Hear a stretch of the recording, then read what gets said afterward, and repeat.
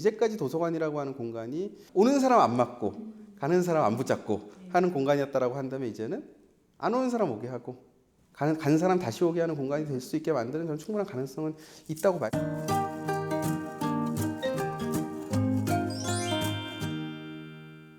사회학자 정인관 선생님과 함께 한국 사회에서 대학 도서관의 역할과 현재 당면한 과제, 그 해법에 대해서 생각해보는 시간 갖도록 하겠습니다. 안녕하세요. 네, 안녕하세요. 예, 반갑습니다. 예. 서울 리뷰북스의 소개 채널인 리뷰의 발견의 진행자시죠? 예, 한 지난 2년 동안 맡아서 진행하고 있습니다. 엄청난 독서광으로 저는 알고 있어요. 작년 안에 책을 얼마나 구입하시고 또 얼마나 읽으셨어요? 항상 이 두 질문이 굉장히 좀 저에게는 묘한 약간 그 양가성을 주는 질문 같은데, 뭐 구입은 뭐 한 300여 권 이상 한 것 같고, 1년에. 그렇죠. 읽은 거는 작년에 제가 세봤는데 한 158권 정도 읽었습니다. 158권이요? 예. 오, 작년 한 해만 그러셨어요? 아니면 매해 어느 정도 그 정도의 규모를 유지하셨어요? 또 매 그 정도를 읽고는 있는 편입니다. 사실 사회학 쪽은 데이터를 다루는 쪽으로 많이 이제 바뀌고 있어서 종이 책자를 읽는 사회학자라는 것만으로도 굉장히 유니크하세요. 종이 책자를 특별히 좋아하시는 이유가 있으세요? 그러니까 아마 책 좋아하시는 분들이 많이 그럴 거예요. 책이 지니고 있는 고유한 촉감, 물질성이 참 좋더라고요. 그래서 이렇게 보다 보면은 예를 들어 절반쯤 박을 뿌듯하지 않습니까? 앞에 뭔가 절반이 가고, 그럼 책 이렇게 한번 접어도 보고, 이렇게 또 메모도 하고. 어떻게 보면 책이라고 하는 게 단순히 내가 저자가 주는 어떤 지식이라던가 저자의 어떤 그런 입담이라던가 이런 것들을 일방적으로 수용하는 것이 아니고 일종의 대화 같아요. 정인관 선생님만의 독서 비결, 나만의 책 읽는 방법 있다면은 알려주시겠어요? 책을 한 2권에서 3권 정도를 같이 읽습니다. 그것 좀 보다가 조금 지릴 때쯤이면 다른 걸로 넘어갔다가 또 그리워지지 않습니까? 우리가 왜 사람도 한 사람만 자꾸만 계속 만나면은 좀 지겨워질 수 있잖아요. 그러니까 이제 조금 떨어졌다가 또 갔다가 어떻게 보면 약간 밀당식으로 독서를 하는 게 제 나름대로 좀 특이한 점이라고 할 수 있을 것 같습니다.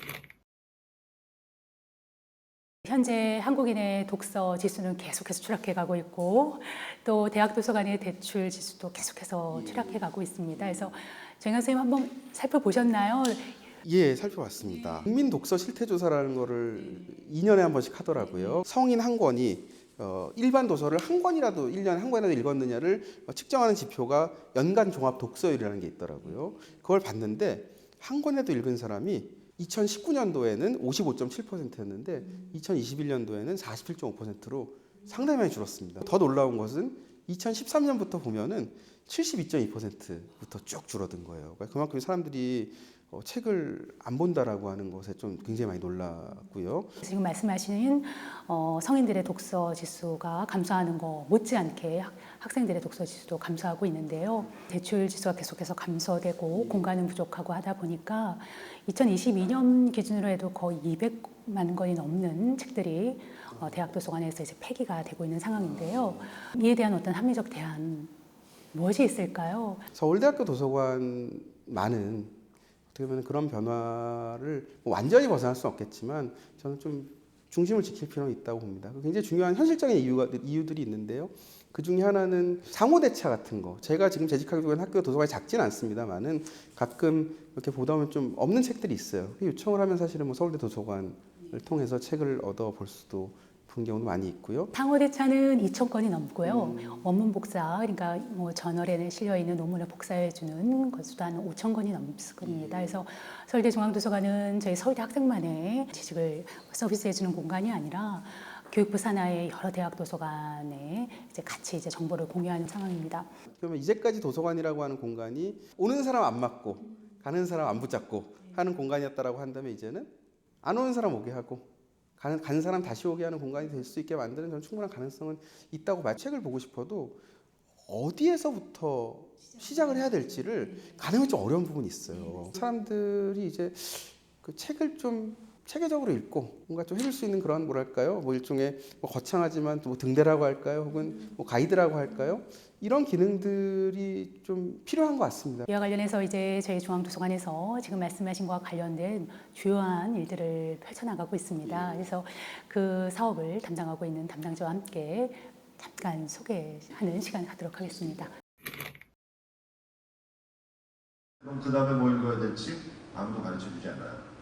이제 더 이상 동화책을 읽지 못하겠는데 그럼 무슨 책을 읽어야 되지? 서울대학교 학생이 됐으니까 이제는 그런 걱정은 하실 필요가 없습니다.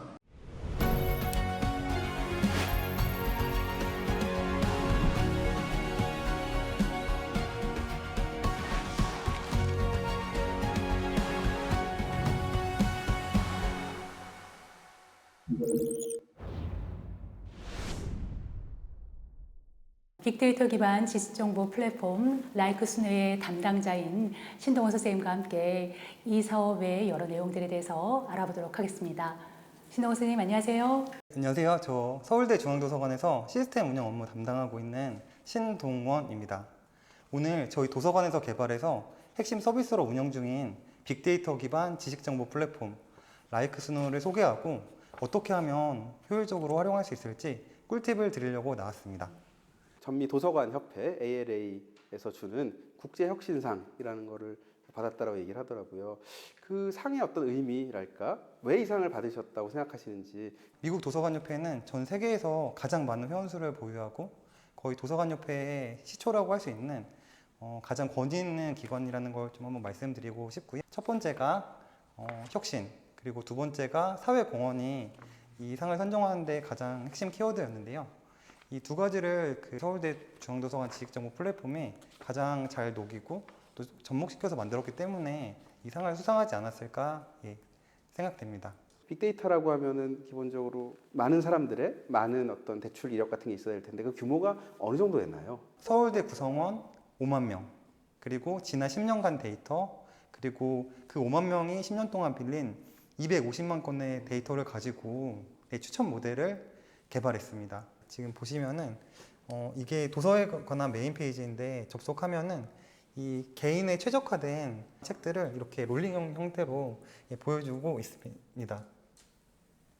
뿐만 아니라 서울대의 어떤 독서가 어떻게 이루어지고 있는지 또 그래서 이런 다양한 시퀀스별로 저희가 이제 추천 도서나 독서 경향을 좀 그 리스트업 해드리고 있습니다.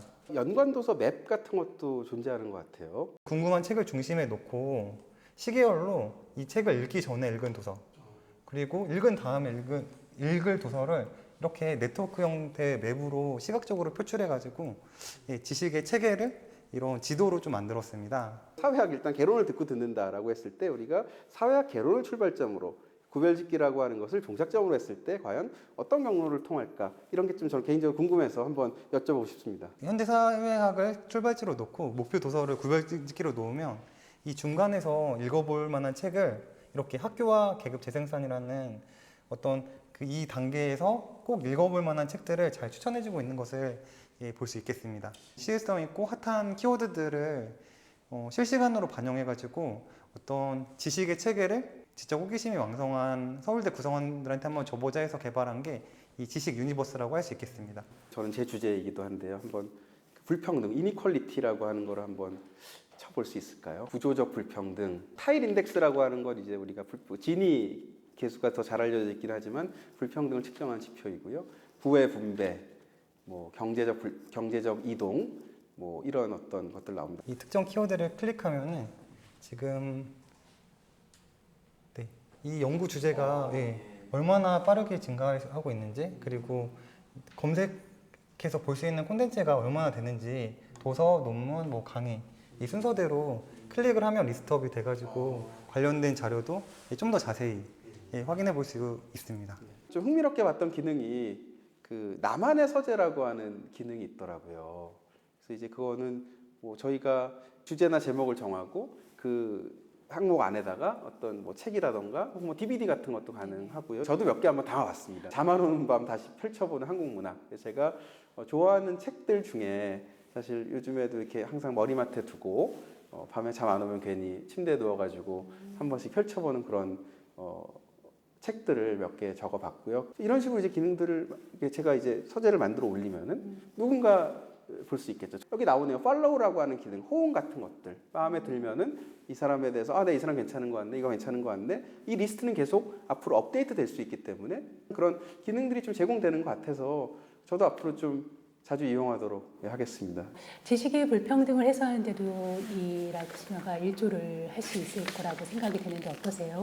오늘날 온라인, 유튜브 이런 것들을 통해서 물론 그런 것들을 얻을 수 있는 부분이 있겠지만 그러한 어떤 곳에서 제공하는 지식이라고 하는 것이 얼마나 체계성을 지니고 있는지에 대해서는 약간 저는 의문이 들긴 합니다. 그러한 상황 속에서 서울대학교 도서관에서 하는 이런 그 라이크스누라고 하는 그것이 이제 일반인들에게 좀 더 문을 열고 일반인들이 이 웹사이트에 접속해서 자기 이제 일종의 계정을 만들고 자기 뭔가 기록을 남기고 다른 사람이 만들어 놓은 이런 리스트들을 보고 이런 과정을 통해서 나름의 자신에게 맞는 그런 어떤 지식 습득, 독서의 어떤 그런 경로나 경험이라고 하는 것을 체험할 수 있게 해주는 것은 저는 공공으로서 굉장히 중요한 기능이고 사회적인 어떤 그런 정의라는 측면에서도 상당히 의미가 있다라고 생각을 합니다. 보통은 외부에서 서울대생이 뭐 읽을까 늘 관심 많거든요. 그래서 중앙도서관의 대출 1위, 올해의 대출 1위는 무엇 이렇게 기사도 많이 나오고 그러는데 이 정보는 그러면은 서울대 밖으로도 오픈이 되는 건가요? 일반인 이용자들은 어떻게 이용할 수 있나요?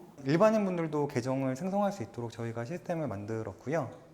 그리고 아까 교수님 말씀해 주신 것처럼 이 시스템을 저희만 쓰는 게 아니라 이 표준 그 오픈소스 모델로 개발을 해가지고 다른 대학도 그 저희가 개발한 소스를 가져다가 데이터만 바꿔서 쉽게 적용해서 쓸 수 있도록 그 표준화된 방식으로 개발을 하고 있습니다. 데이터가 많이 쌓이면 쌓일수록 사실은 그 안에서 더 유의미한 어떤 것들을 찾을 수 있는 가능성이 높아진다라고 볼 수 있기 때문에 서울대가 만들어가는 라이크스누라고 하는 거대한 지식 지도를 만들어가는 한 명의 주체로서 어떤 책임감도 생길 수 있고 아니면은 뭔가 또 즐거움이 있을 수도 있고 누군가에게 언젠가 내가 빌렸던 내가 만들어 놓은 그런 독서의 궤적이라고 하는 것이 어떤 도움을 줄 수 있다라고 생각하면은 의미 있고 중요하다라고 좀 생각이 좀 드네요. 정인관 선생님 바쁘신 와중에 저희 중앙도서관의 핵심 사업인 라이크스누에 대해서 자세히 설명해 주시고 수고해 주셔서 감사드리고요. 신동호 선생님 또 오늘 나와주셔서 수고 많으셨어요. 감사드립니다. 감사합니다. 네. 감사합니다. 예. 저한테 서울대 중앙도서관이란 헤매다가 길을 잃어도 별로 무섭지 않은 곳이다. 대학 다닐 때 늘 책 빌리러 갔다가 내려오는 길을 못 찾아가지고 다른 이제 열람실로 들어가면은 거기 제가 전혀 모르는 새로운 분야의 때론 공학이고 때론 자연과학이고 책이 있었습니다.